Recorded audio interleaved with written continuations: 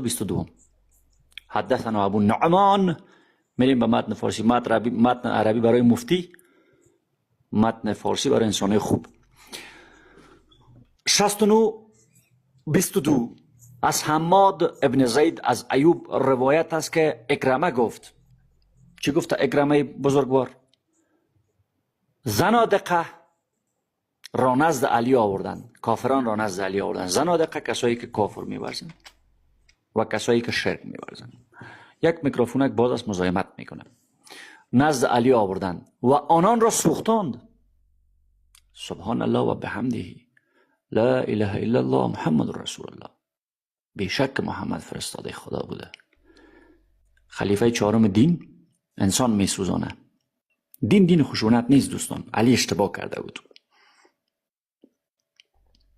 شما را هم خداوند هدایت کنه. بانو علی زاده اگر وجود داره هدایتتان کنه، اگر قابل هدایت نیستین بازم هدایتتان کنه و 100 بار هدایتتان کنه و از این دینی که خلفایش انسان میسوختاندن خودتان را نجات بدین و دینی که بالایتان تجاوز کرده از او دین خودتان را نجات بدین. تشکر. و آنان را سوختاند. این خبر به ابن عباس رسید. ابن عباس چه کسی از بچه عباس یعنی بچه کاکای محمد، اسمش عبدالله است، عبدالله ابن عباس.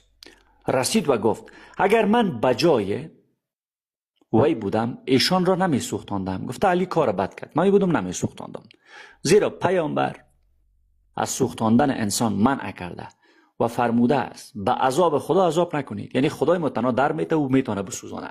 یعنی خدا بسیار کار خوب میکنه. به عذاب خدا عذاب نکنید. و با عنایت به این فرموده رسول خدا عنایت میکنه به این فرموده. یعنی دلیلش این است که چی میگه؟ آنان را میکشتن.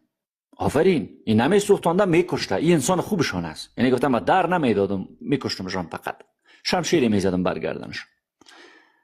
و هر کس که دین خود را بدل کرد، نه تنها ترک کرد بلکه بدل کرد، مسلمان بود رفت مسیحی شد، هندویست شد، بودیست شد، خدا ناباور شد. هر کس دین خود را بدل کرد او را چی کنید؟ بکشید.